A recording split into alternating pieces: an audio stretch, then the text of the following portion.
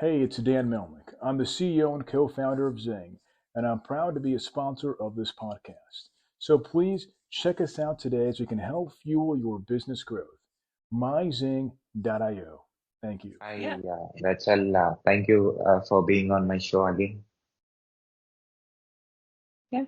Thanks for having me. I'm like, here's the thing is I thought I'd probably never get back on your podcast because I'm such small potatoes. And you're talking to business tycoons, you're talking to people from NASA, and I'm just like a weird farm girl with my fantasy books. So it's nice to be back. So, uh, thanks again for giving me opportunity to present you and your work to my audience. So, No. yeah, I can able to understand that you have a book coming up that is going to Yes. release. Yeah, we've got right here is A Dance of Mist and Fury, which is a fantasy romance. It's like I want to say it's been pretty much my entire life work because it kind of started from being a small child going to the movie theater in 1998 for a Disney movie called Mulan. And from there, I just wanted more of this character. And someone made the mistake of telling me that, you know, there is a place called China and there is a Great Wall. And I just started devouring history books. So, like, I do have a lot of history just in my noggin and folklore and mythology. And I got frustrated with how a lot of romance and fantasy is being told because it's usually just people who are just mean to each other. And I got upset to the point where I was like, I'm just gonna write my own. I'm just gonna write my own. And that's kind of where it started off because I pitched the idea of when I started writing it, Beauty and the Beast retellings were still really popular, and they're still kind of popular going on right now. I had the idea of what if the main character was not conventionally pretty, and what if the Beast wasn't looking to remove his curse? What if he has the curse for a reason and is off doing things and doesn't want it to be broken? And people that I talked to with this concept, they really liked the idea. And I just thought, okay, I can do this. Like my brain thought of the premise, we can do this, we can work it out. And I thought to myself, we're going to make a short novella. It's going to be a really short book, easy peasy. And then it got longer and longer because there's subplots and context and world building that's going on. And I kind of just fell in love with writing it. And it became a book that by the end of it, reading it cover to cover is the idea I want to present is that when you start off with it to when you finish it, I want people who read it to feel like, yes, there is true love in the world. And you don't have to be someone special for it. You don't have to be a soldier or a queen or a sorceress or whatever. You can just be a person who finds true love. So that's that's where it went. And one of the things is that how do I want to say this?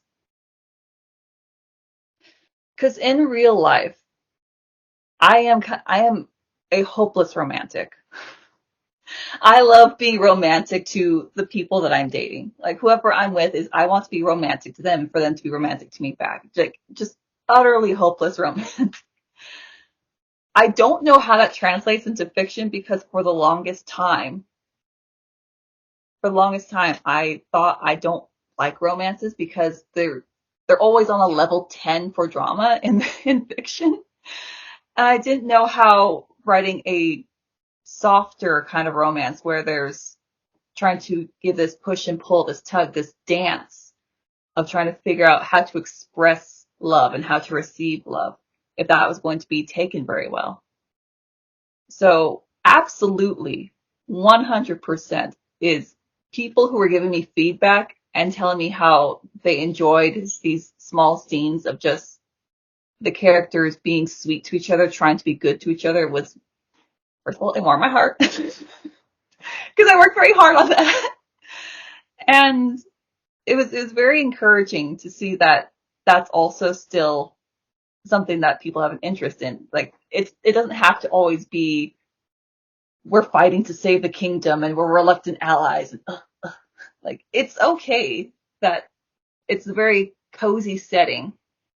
And it's a very long draw for them to realize they have feelings for each other and to try and express their feelings for each other. So, like, I was really, really worried that my real life idea of romance just would not translate well. So having people talk about when they took a moment to just like read it and they would like share it with a group, for them to talk about how they like this romance. They like these little quiet, intimate scenes that are going on there, and how they like how the prose it's very melodic. Like thank you, made it with my brain.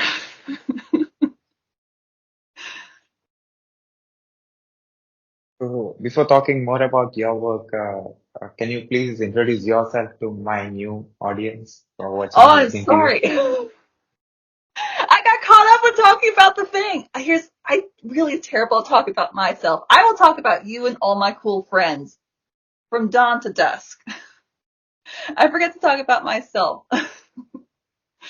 But where do I start? Who am I? I mean, your What's name wrong? and what you do. Yeah, it's just well, I came here from the Caribbean and now I live in California. And my my mom was born in the Caribbean. My dad is a Marine. And it's hard to talk about myself because I'm just like like who am I? Am I even interesting? Uh I don't know. The interesting part, I'm on a farm.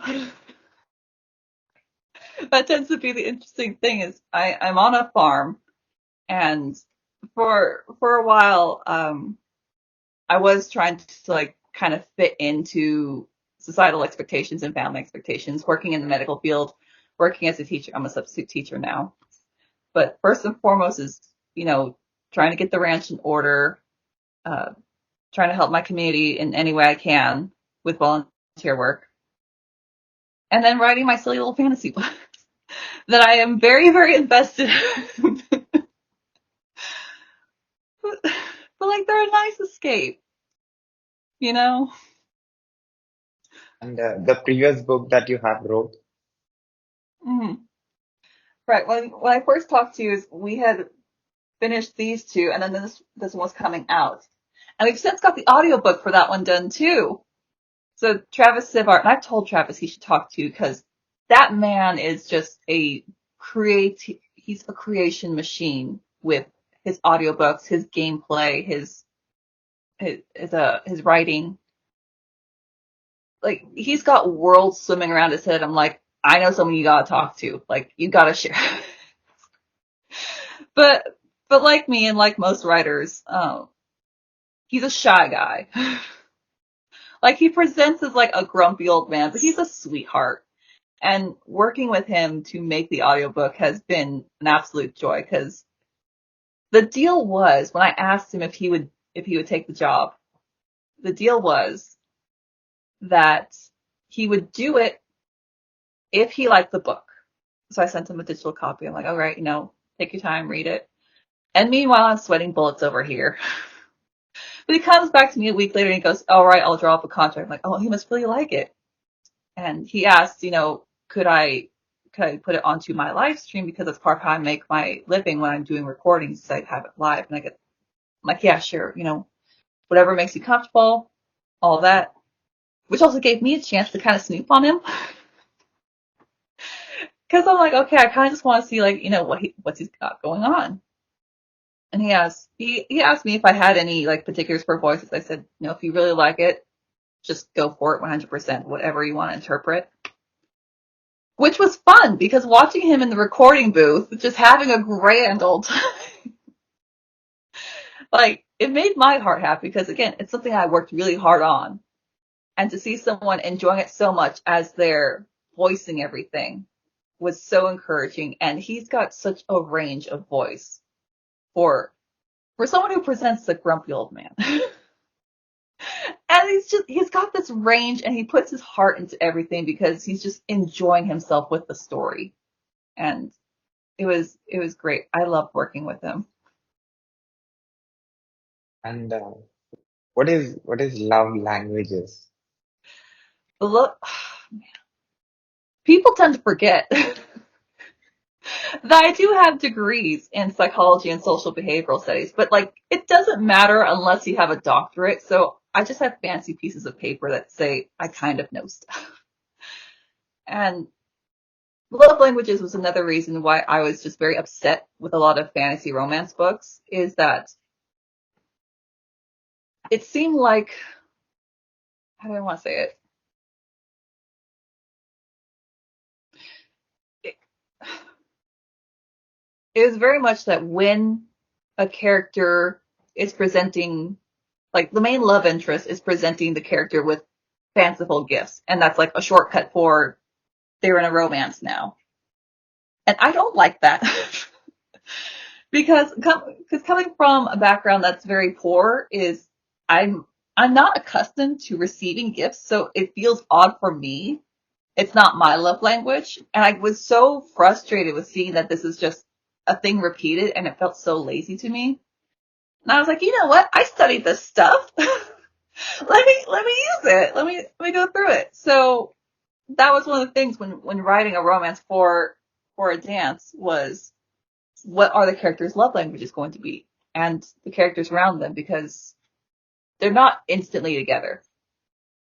There's a huge chunk where they are together and they're just trying to like be a good couple and trying to figure out how to express love to each other, which was fun and frustrating. So I had to figure out what are their primary and secondary love languages going to be. Are they going to be the kind of person that they feel loved when they're receiving gifts? It's not for me.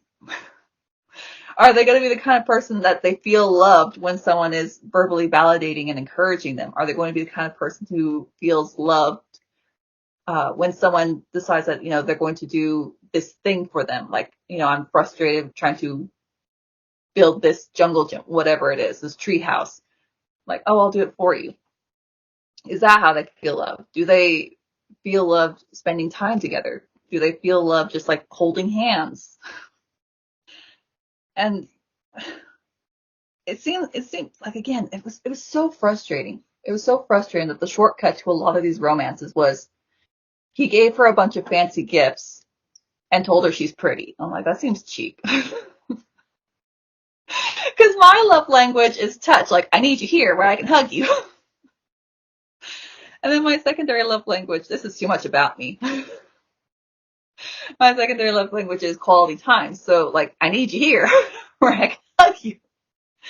But I very, very rarely see it in novels that it's the characters spending time together. And I love that. Like, I love just watching these two characters be together and be cute together. Like, if that is the entire premise, I will pay all my money to have it. Like, that's what I want. I don't want any of this world-ending nonsense. Just be good to each other and be cute together. That's it. So that's why I spent 900 pages writing, was two people who are from very different classes. That we have someone who is in the peasantry class and someone who's in the nobility class. That they're trying to understand each other. Then they realize they have feelings, and they're trying to express their feelings in the way that the other one feels comfortable. Like, they're just trying to be good to each other. I'm like, yes. Because that's I have such a hard time finding that. I found it recently. Where is the book? It's right here. Let me see if I can slide this out without dropping anything. I found it recently in this one too. That the romance in here is just two people just trying to work together, and they're just trying to be good to each other. And I was like, okay, Elizabeth Lim, you can emotionally destroy me any day of the week because you have my heart. Like, this was a delight. If I knew this existed, I probably wouldn't have written that. Because that's that's what I want. I just want characters who are nice to each other to like end up together. That's it. That's all I want. So it's a fictional story, and can I say this is your personal expression of love? It is, and it's because there are various characters in there that they express their love in very different ways. Like when our main love interest Quan realizes that gift giving is something that's going to make Hisa uncomfortable. Like he quits cold turkey and like tries to figure out like how do I, because typically in his like in the noble society is when you're courting someone is there's a lot of poetry to it, but she doesn't understand poetry. She's like, just I don't understand what you're trying to tell me.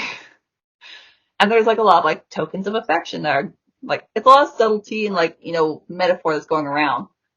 But she doesn't understand it. So he's trying to figure out how to express himself in a way that she's comfortable with it. And she's trying to express herself in a way that he's comfortable with it and he understands. So they do go through various love languages trying to figure out just like how to be good to each other. And then there's other characters in there that, for one reason or another, they either get involved and just trying to like mess things up. It's like, this is hilarious. Like, this is the best show. Let's mess with it a little bit. Or that they do have, they have genuine relationships in their own circle, or relationships that are very jealous and they're more of like there for convenience or because it was necessary for whatever kind of alliance is going on. So there's a lot of lovelessness that is between several couples in the book. That you have couples that they're married for the sake of convenience. They're married because this was what was best for the family. And so they're very not interested in romance and they're very frustrated with their lives. And then we juxtapose that with how other people are perceiving that. Like for the peasantry in this world that I've created, it made more sense to me that you wouldn't get married very early because at that point you're basically children who are having children, and a poor farming society can't support that. So it'd make more sense to just wait. Whereas opposed to nobility, the faster you can get married and like, hold down these alliances, the better it is for us. But when you're a peasant, you don't have alliances, so like that doesn't matter.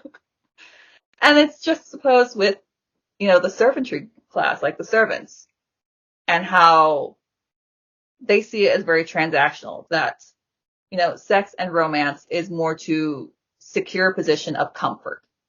Like, they're not worried about whether they're in love or not. They're worried about if this is going to benefit them and their family. So there's very different perceptions of what's going on. And there's very different uses of love languages that go through. Because you can have someone who is utilizing gift giving. They're utilizing words of affirmation. They're using touch. But it's very transactional. And then you have on the other side people who are trying to express themselves in the way that they feel most comfortable. And they don't understand why it's not being received that way.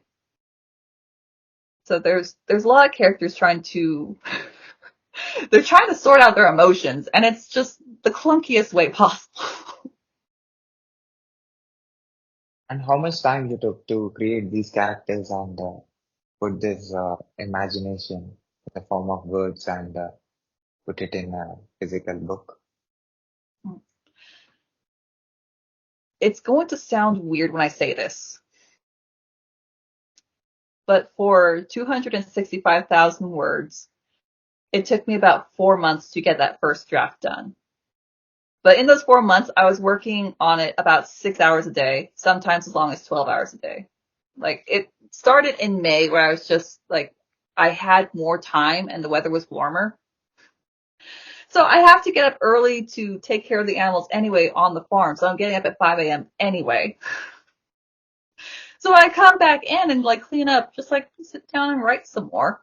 And I just got very, very lucky that the summer was not as hot. So I didn't have to go out and take care of my animals like as much and worry about them as much. I wasn't getting heat sick because I wasn't out there quite so much as I typically would be. And my nonprofit work just didn't need me. I had summer vacation, so I didn't have to do any substitute teaching. Like the stars aligned so that I could get that first draft out quickly. And again, I thought that this was going to be a very short book, and it turned out to be a very large book. If we take just comparing and contrasting what my first novel was compared to what this is, it's very thick. It's big. And so it seems like it should have taken me longer, but I was so invested in what was going on. And as I'm out with the animals, I started, like, it just kept following me. I had to schedule days where I just, like, wasn't working on it, but even then I still spent a couple hours just working on it. But I had to actually schedule days to, like, have myself just leave so that I just wasn't staring at a computer all day, every day for the entire summer. But even then, just like I would walk around on a hiking trail or go to a zoo and there'd just be something in the back of my mind. It's like, hey, you know what? We had this subplot going on. What if it led to this? And I was like, that's a fantastic idea. Hopefully I can remember. So it sounds weird to say that in 4 months I wrote 900 pages. But like I had so much time just in the summer days, and it was just always on my mind. And do you think these characters will be in the real world, and how it will be if it is? If the characters were in the real world, oh God. A lot of them are kind of a mess because the world that I built for them is a feudal era East Asia inspired world. And if you know anything about like the Romance of the Three Kingdoms and the shogunates, and like it was kind of a mess.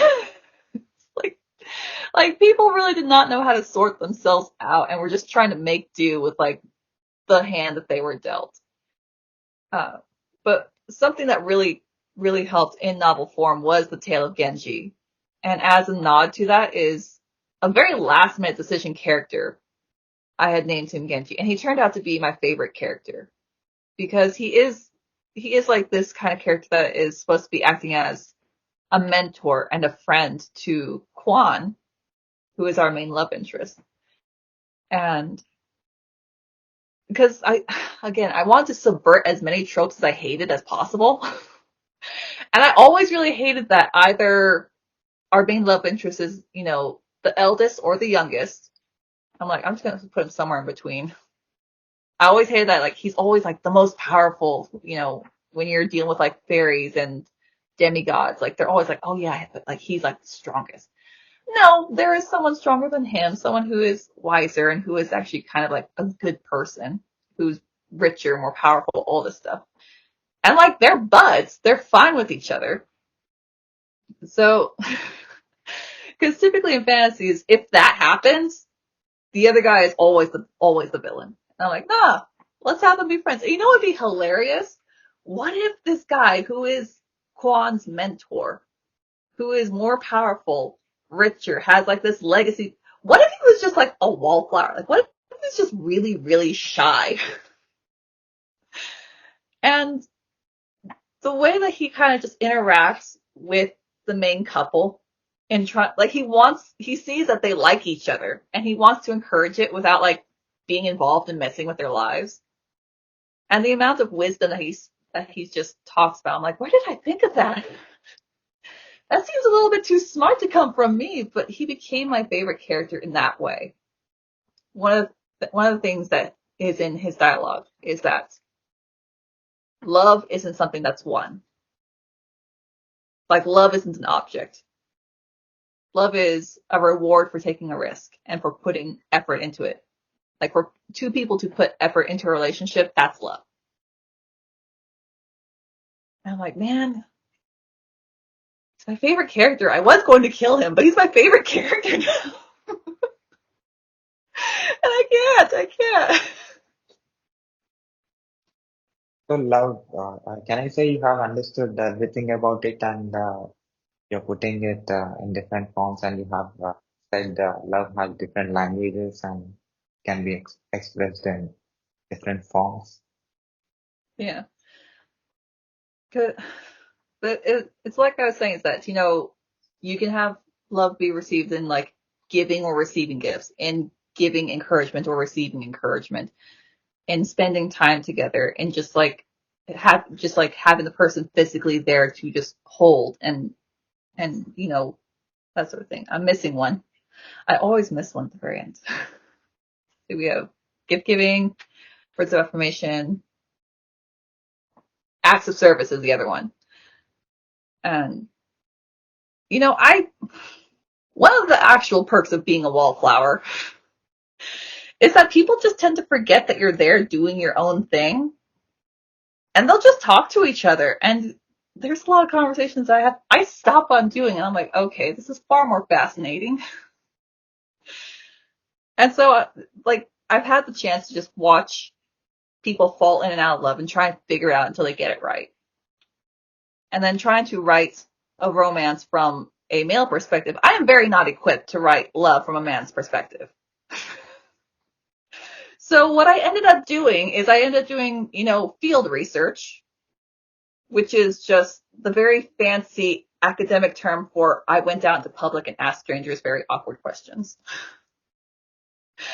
Like, I went into town to gather data. We're going to call it gathering data, which was asking men what they like about their partner and how they like express that to their partner. And after all the awkwardness goes away and I've explained, no, I'm a writer and I'm trying to write a male character.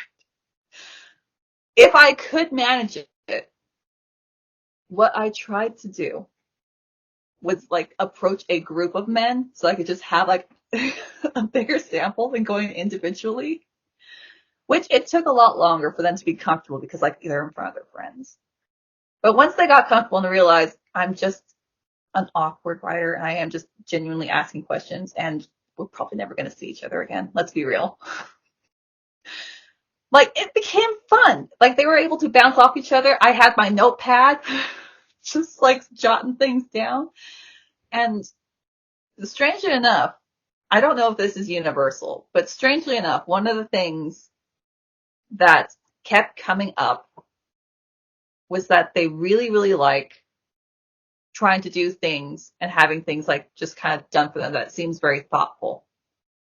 And the number one word they used was not beautiful, was not sex. The number one word used, because at some point I noticed it. I kept a tally in the corner because like I'm there doing research out in the wild.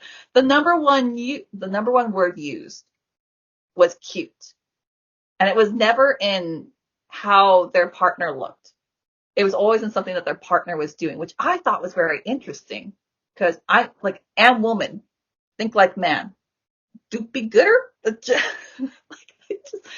I don't know how to think like a man. So like having all this information, having guys actually try and explain it was very helpful.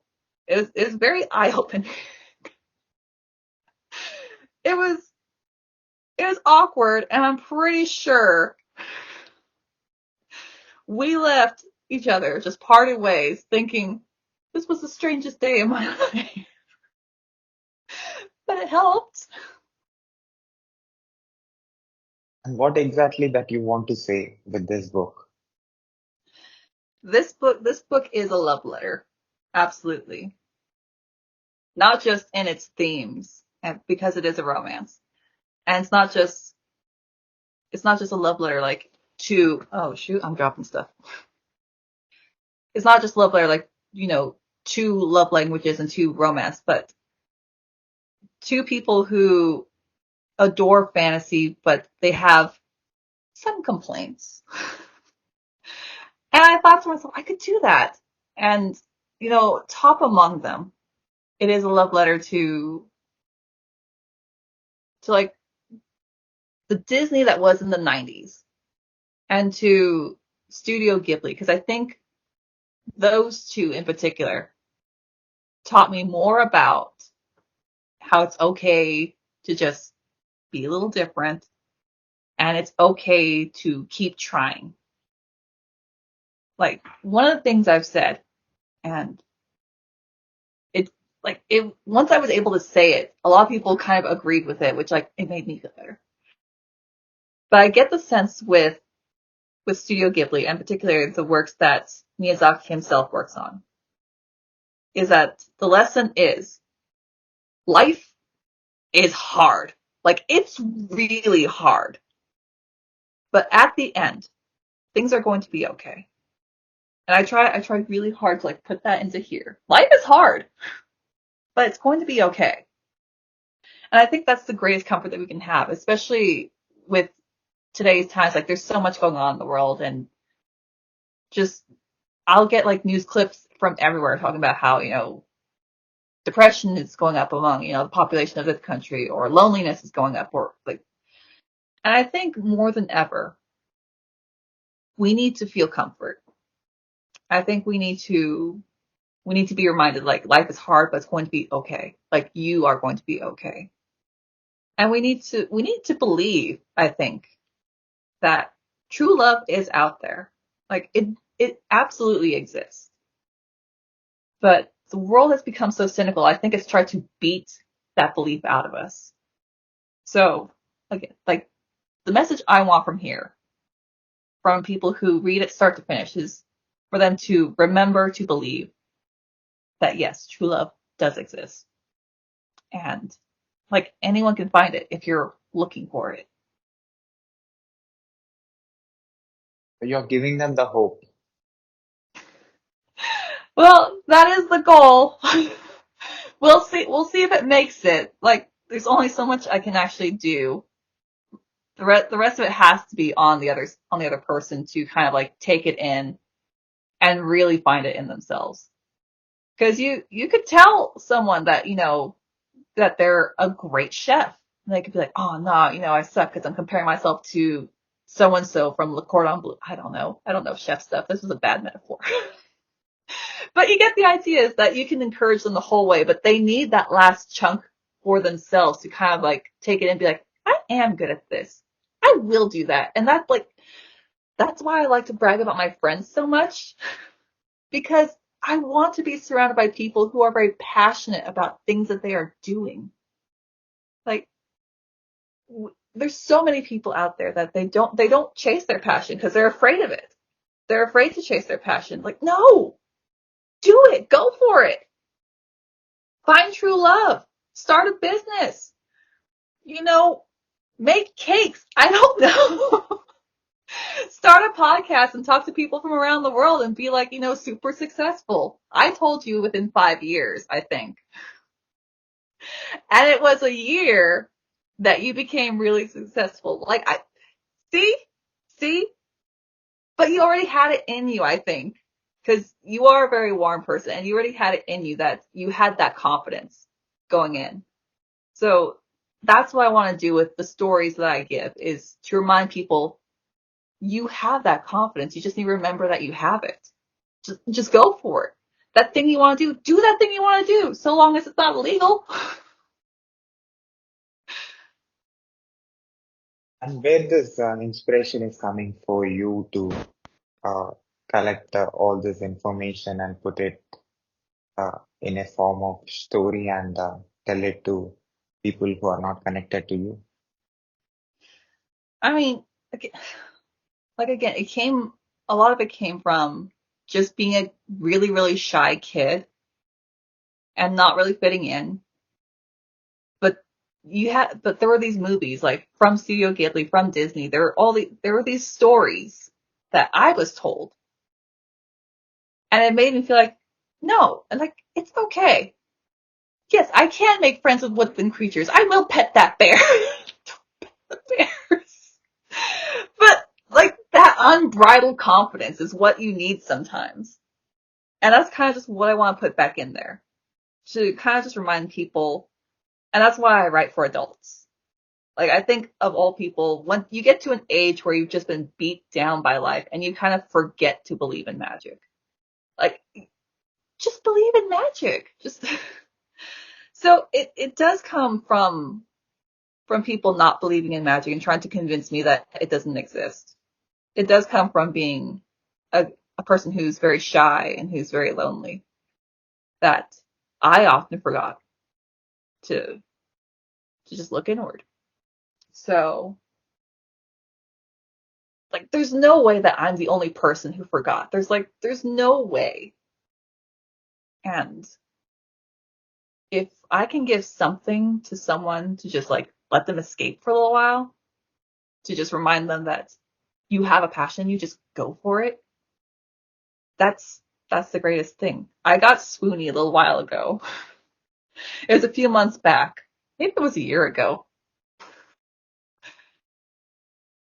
But I had people were sending me messages that was like, "Oh, hey, I got your first book, your Let There Be Fire." And I just want to say that it got me back into reading. And I was like, "Oh, that's so lovely. Like that's really nice." And they went on to talk about it. And I was like, "Someone likes my work. Like someone got that thing from my work." And that like it made my heart happy. In particular, most notably, uh, Jubilina, who does all my cover art, I had sent her the first 3 books as like a nice thank you because she did the covers. I wanted her, and I thought for sure she was just going to leave them on her coffee table as a nice little conversation piece. She started to read them, remembered, oh yeah, I like reading. And now she's a voracious reader. She's got a library card. On her art stream, she sets aside time to talk about her reading endeavors. And it's been a wild ride, and I didn't realize that there were other people that they thought about reading again. They thought about just like doing a thing they liked, and they don't remember why they stopped doing it, either because they didn't have time or felt like they should be doing something else. But just sharing it, and then she shares her passion for it, like that she's now really passionate, loves reading stories, and it went to other people like, yeah, that's right, these are great. So it like you don't need to be Brandon Sanderson. You just need one person to be really excited. And I think that's kind of just the greatest gift is someone loved your work so much that it reminded them that they have a passion for something. But you know that. You talk to people. I'm telling you, like, you don't know this. You know this.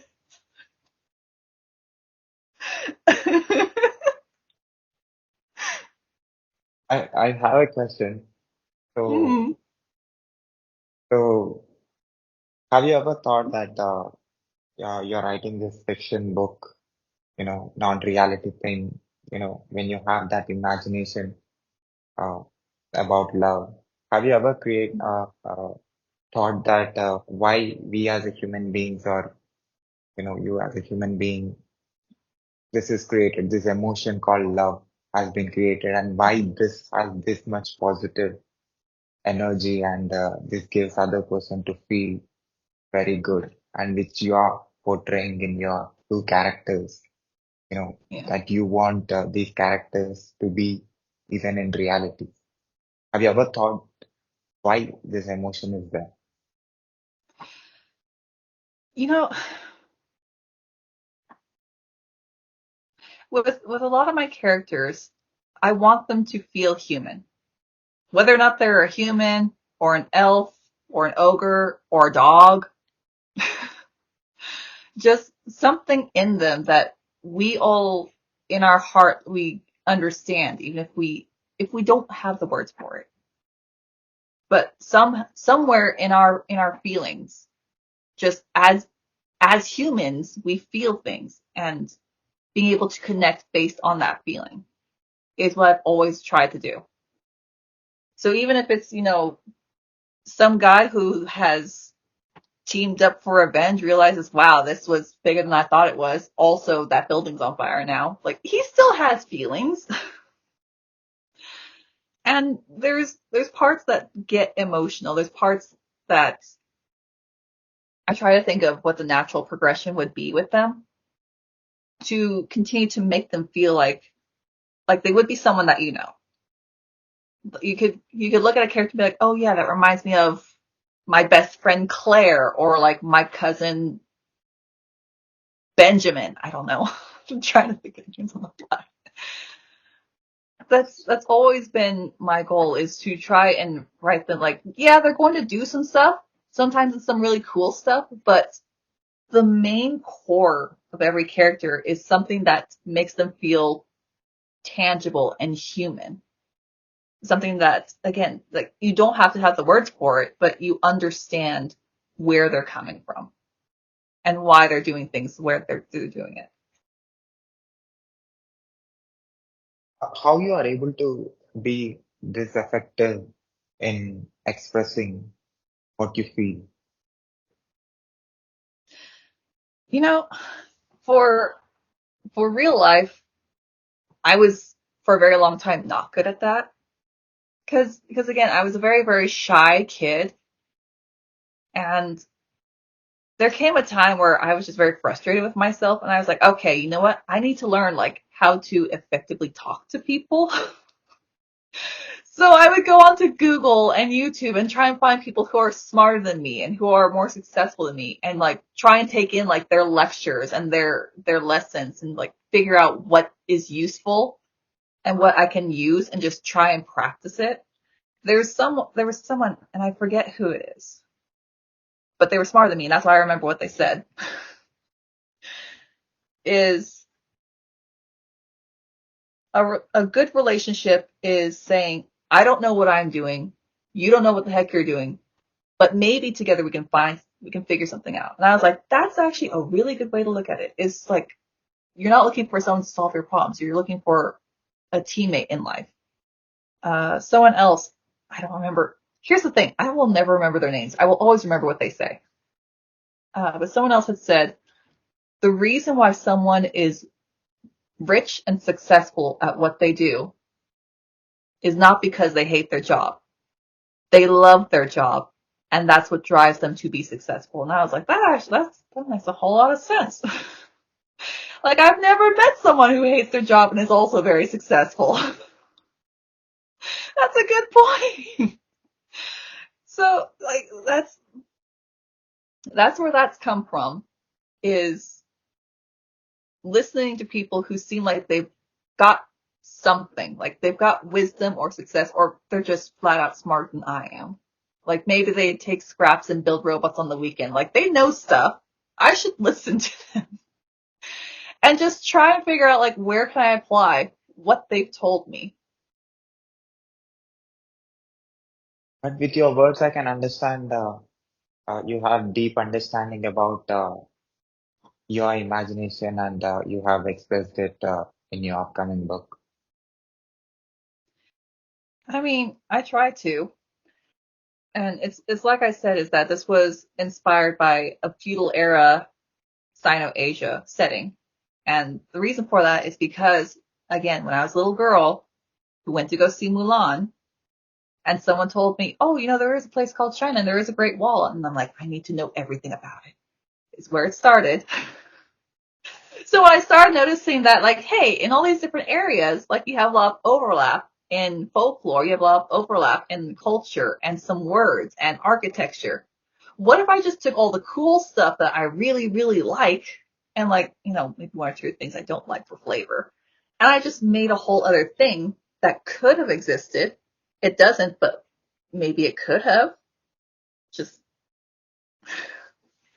so that's where it comes in, is this love of folklore, this love of mythology, and this love of history and just culture. Someone had teased me because I didn't know something that happened like 200 years ago. And they're like, I thought you were a history nerd. I had to clarify that if it's newer than 400 years old, I probably don't know it. Because the further back in time something is, like, the cooler it was. Because, like, did it happen? Was it a myth? Maybe both. Who knows? But, like, it's fun to think about. And we learn so much, like, every day as we're, like, unearthing more and more things that happen. Because the sad part is that at some point, that way of life was so normal No one thought to write stuff down and just record it. It was just so normal. No one thought like it's not going to change. It's not going anywhere. And now we don't know about it and we have to rediscover it, which to me is so fascinating.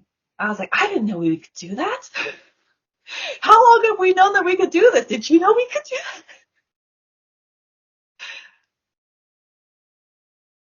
So most of the readers or people who are into communication, not much into having that emotion, reading, Mm-hmm. and without seeing the characters physically, they Yeah. can't able to feel that emotion. So how you are being good in creating that emotion without showing them who they are, how they look, just with the words, how you are able to make them come into your world.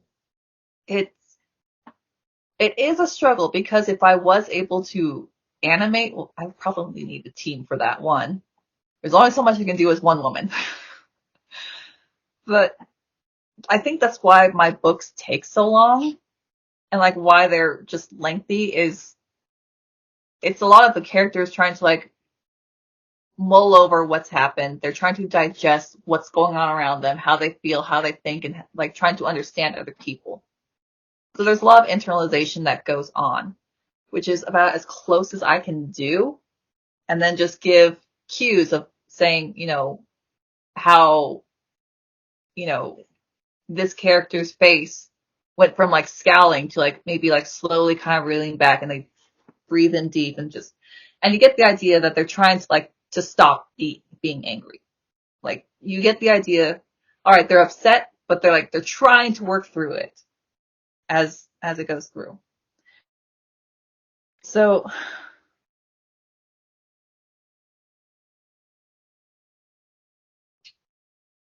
trying to think of how to say it.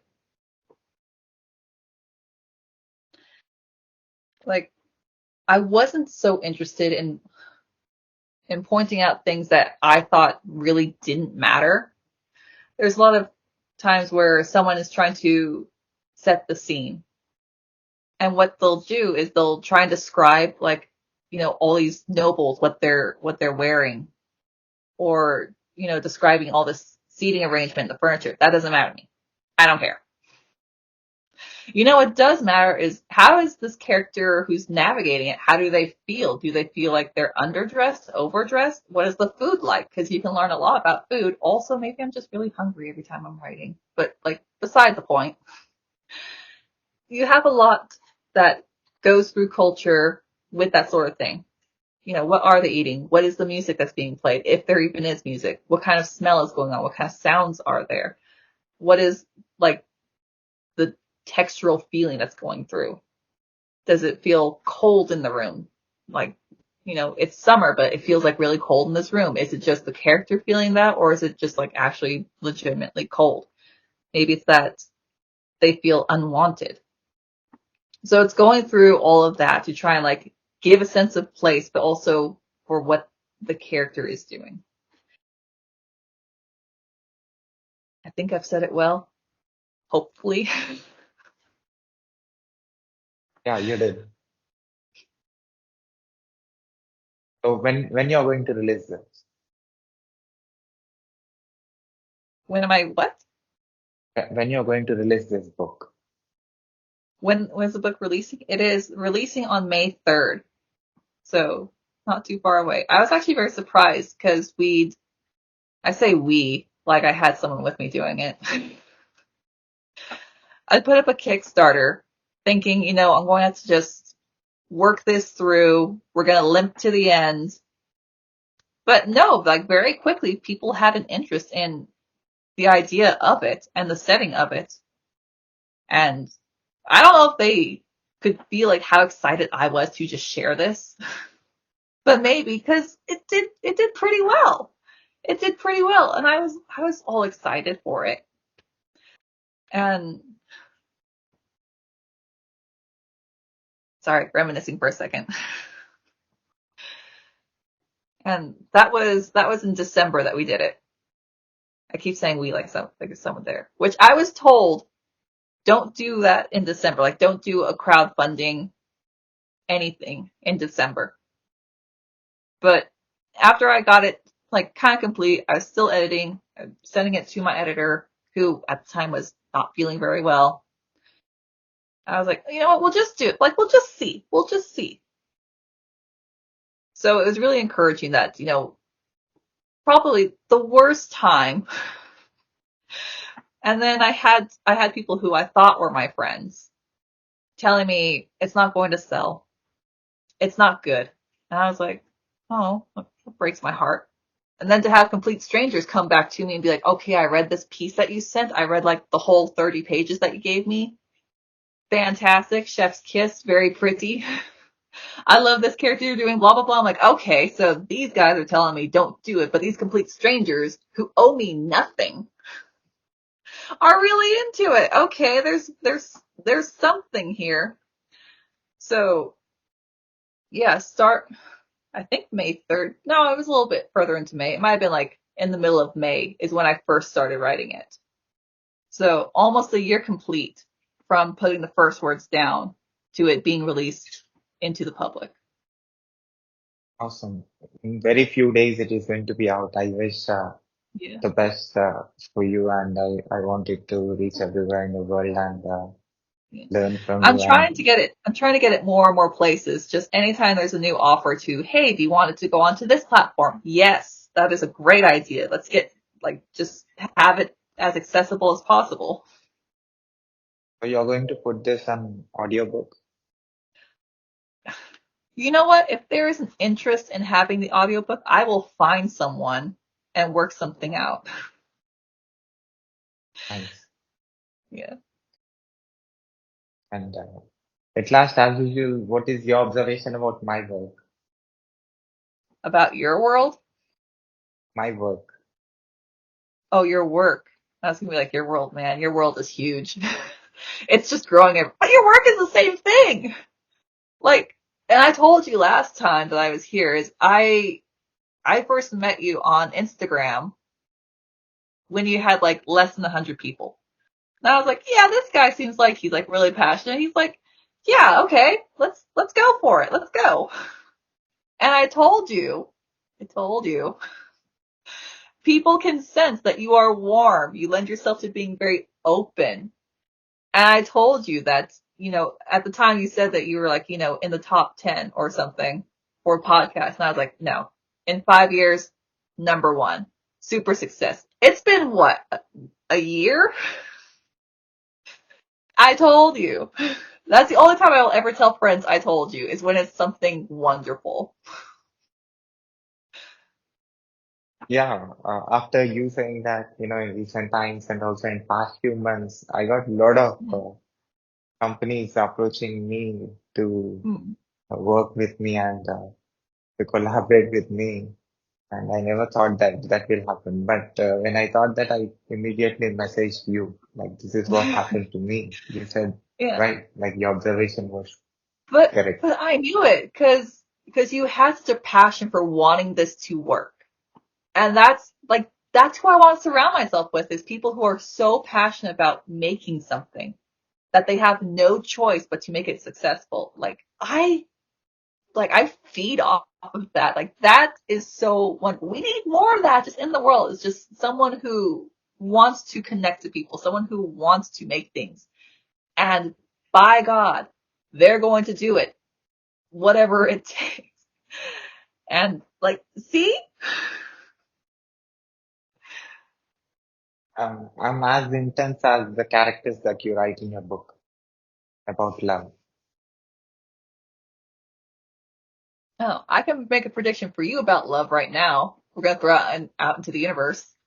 Are you ready for this? Yeah. All right. I'm going to predict, we're going to put it on an even bigger crunch time. So last time I said within 5 years.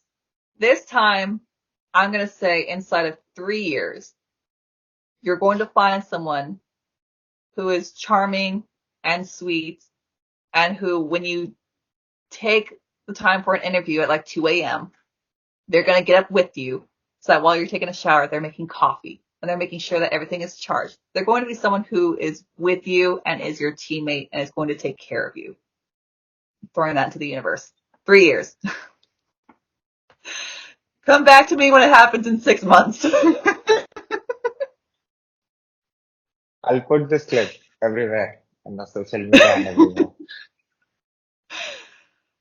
And when it does happen, I'm like, damn, next time I talk to Sai, I need to like just throw out lottery numbers and then just like use them. So, do you have your own place where you have, where people can able to buy your book and get it? I do, because you were telling me that I need my own website. And what I didn't know is that I actually was given a website on books to read. So I found out, I was like, I should tell Sai. He's busy talking to someone from NASA. Never mind. But no, if you go onto books to read / R.A. Morley, all of my stuff is right there. So you'll see everything that I've made that's in print and ebook, anything that's coming up, it will be there first. So like, cause I know that with Amazon, I thought it was just me not knowing how Amazon worked because I'm me. Hi.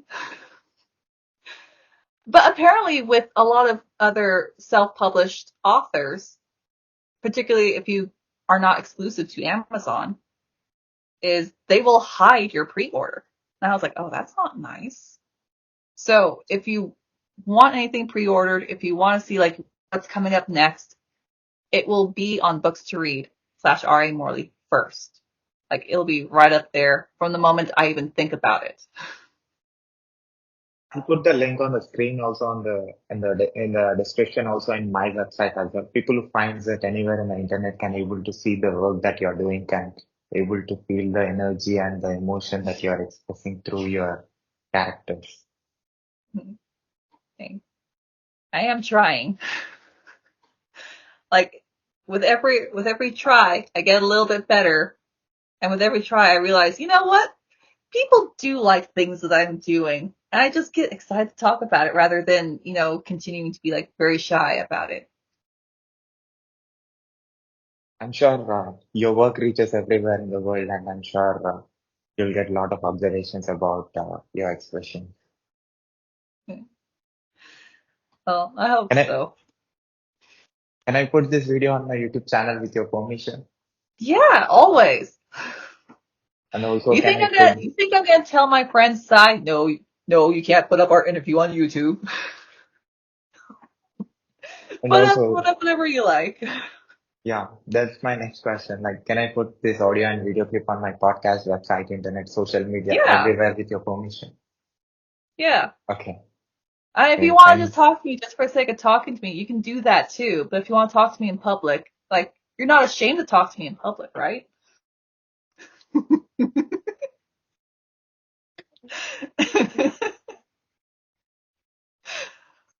sure, I'll share it everywhere, and I hope all my audience can able to see your books and can able to feel the feeling that you're feeling. Yeah. Well, I hope that, you know, you have a fiercely loyal audience who's very interested in just the world in general and making connections to. Like that is your audience is other people who want to connect to the world.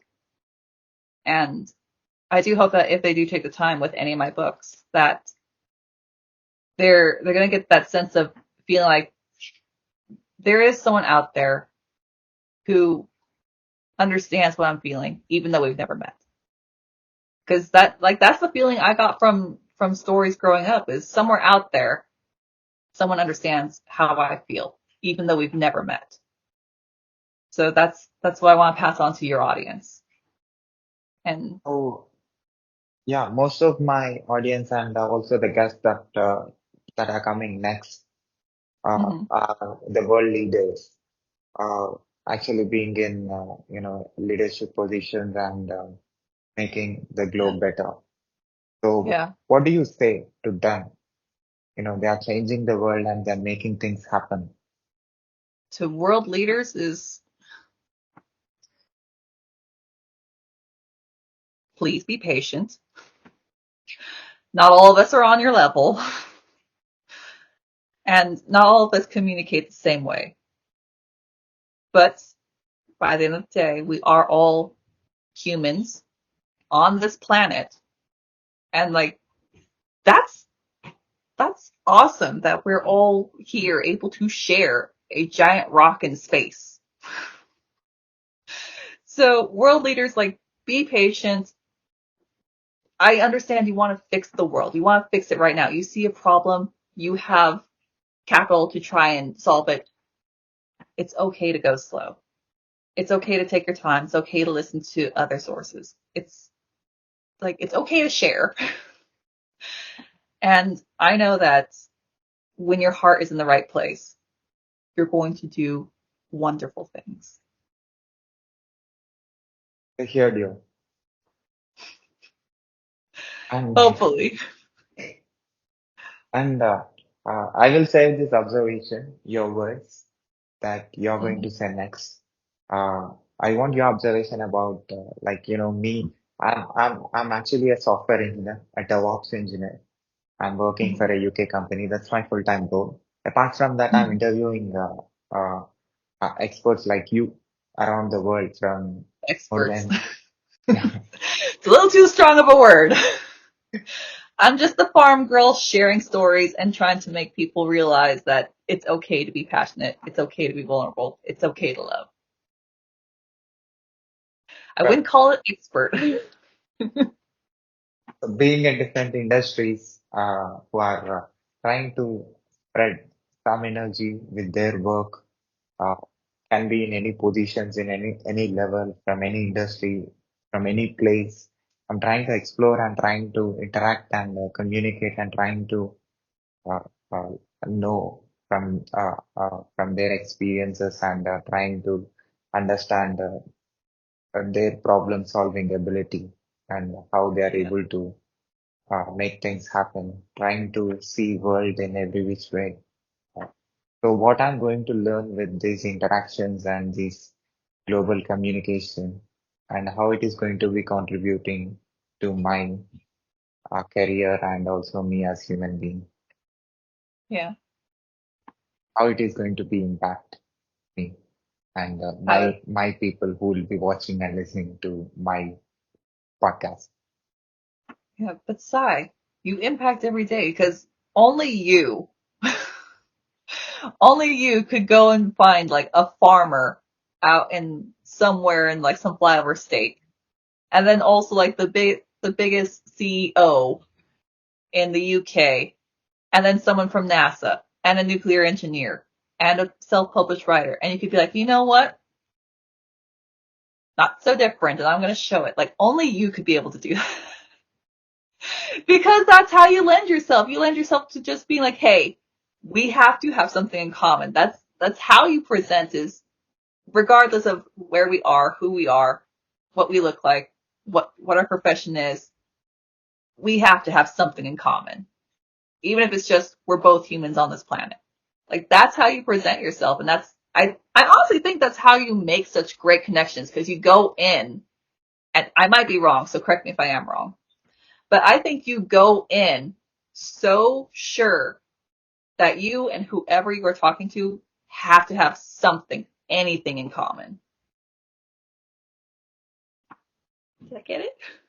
Correct. Yeah, because we all human beings, no matter which part we live. Mm, That's the common thing. And your observation is extremely valuable for me more than any of my guests because you are seeing me from long time now, more than 750 or 760 uh, interviews I have done, and you are following me from like many hundreds of interviews ago. You are seeing me, so that's why yeah. your words about me and your observation means a lot to me.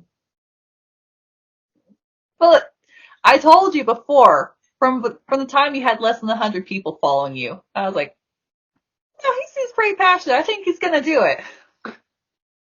I'm making a lot of money with this, but I was not doing for doing for money, but Mhm. doing something good and creating some positive effect in the world, given me all these things, but all these are external things. Even if I don't get it, I will do this. Yeah. But that's the heart of it. That's the whole passion of it, is that, like how you said, is how you went in. Even if I wasn't making a lot of money, I still want to do this. And I think that's why you're successful. I think that's it. Because that's how it goes, is saying this is going to succeed regardless of money. And that's the heart and the passion. And there's so many people who are afraid of that. And I understand why there's a fear, because there are responsibilities, there's bills, families, groceries, and you do need, you know, finances for that. And it's understandable. And it does kind of take away from being able to chase that passion. So when I saw you and I was like, okay, he's just going for it, full throttle. Let's go.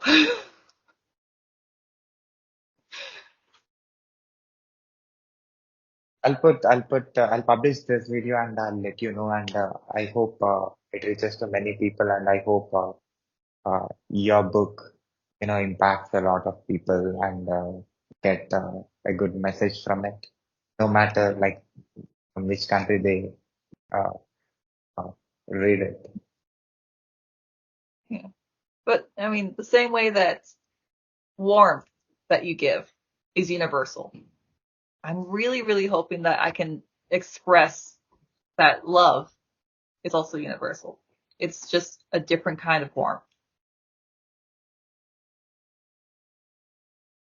Thank you very much, Molly. You're a very special guest for me. I want you to continue the work that you're doing. Uh, so I will bring you back again after you publishing another book. Is that a promise? Yeah. It's okay. I always get worried. I'm like, he's interviewing like another nuclear engineer. Don't bother him. He's doing something important.